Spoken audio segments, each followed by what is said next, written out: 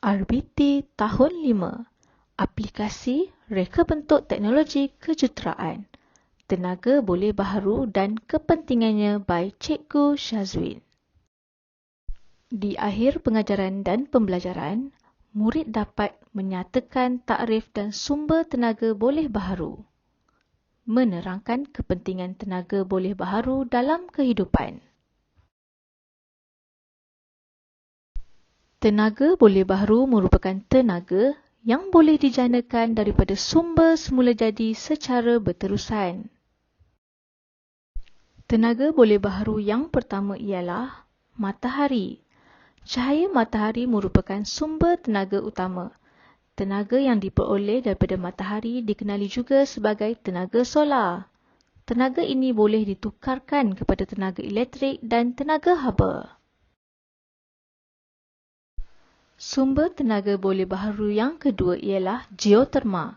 Geoterma ialah tenaga haba yang diperoleh daripada perut bumi. Tenaga haba tersebut digunakan untuk menghasilkan wap atau steam yang akan menggerakkan turbin bagi menjanakan tenaga elektrik. Seterusnya ialah sumber air.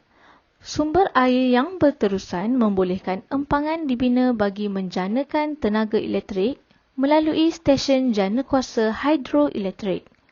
Tenaga ini dikenali sebagai tenaga hidro. Keempat ialah sumber angin.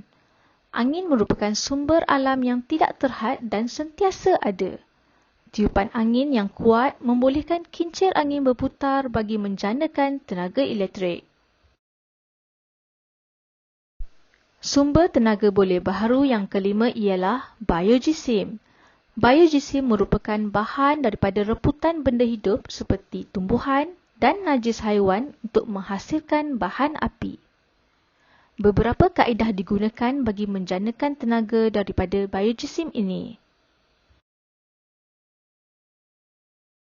Sumber keenam ialah ombak. Ombak laut yang kuat mampu menjanakan tenaga elektrik melalui turbin yang diletakkan pada stesen janakuasa.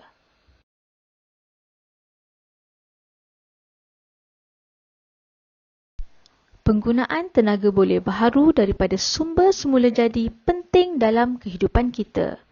Jom kita tengok apakah kepentingan tenaga boleh baharu. Pertama, ia dapat mengurangkan penggunaan tenaga tidak boleh baharu seperti petroleum, gas asli dan arang batu. Seterusnya, ia juga dapat memberikan udara yang lebih bersih kerana tiada bahan tercemar dibebaskan. Ketiga, ia juga dapat menjanakan peluang pekerjaan dalam bidang berkaitan dengan teknologi berasaskan tenaga boleh baharu seperti jurutera solar dan jurutera elektrik. Dan akhir sekali, ia juga dapat mengurangkan kesan rumah hijau yang disebabkan oleh bahan api fosil.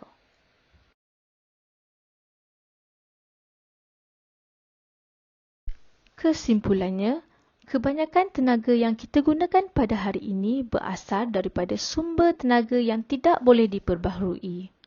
Tidak mustahil jika satu hari nanti, tenaga-tenaga ini akan habis. Jadi, kitalah yang mampu mengubah sesuatu dengan mereka bentuk produk-produk yang menggunakan tenaga boleh baharu.